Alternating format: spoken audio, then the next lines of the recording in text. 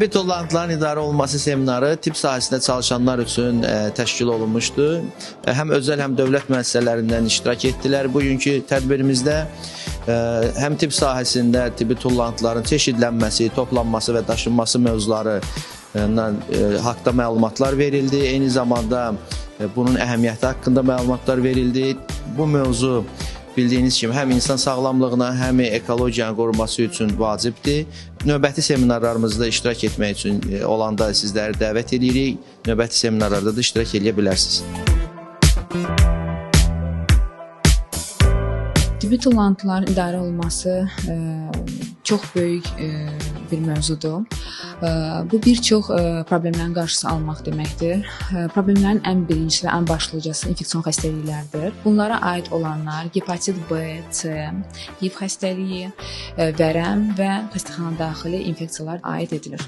Həmin infeksion xəstəliklərin qarşısı almaq üçün onların vaxtında toplanması, çeşidlənməsi, zərərsizləşməsi çox böyük əhəmiyyət kəsb edir ki, bu da bir çox infeksion xəstəliklərin qarşısını almış olur.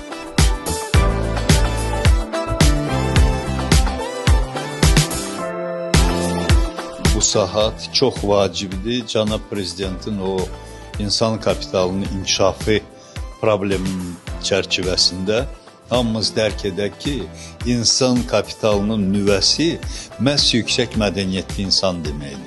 Yəni biliyi, bacarığı, mütəşəkkilliyi, mənəviyyatı və yaradıcı fəaliyyəti yüksək səviyyədə inkişaf etmiş insanları biz gərək istehsal edək. Azərbaycanda. Gərək uşaqlara, uşaq bağçalarından başlayaraq gənclərə, bütün cəmiyyətə, bütün laylara, sosial laylara aşılayaq universal kulturoloji bilikləri və sistemli kulturoloji təfəkkürü aşılayaq. Çox vacibdir.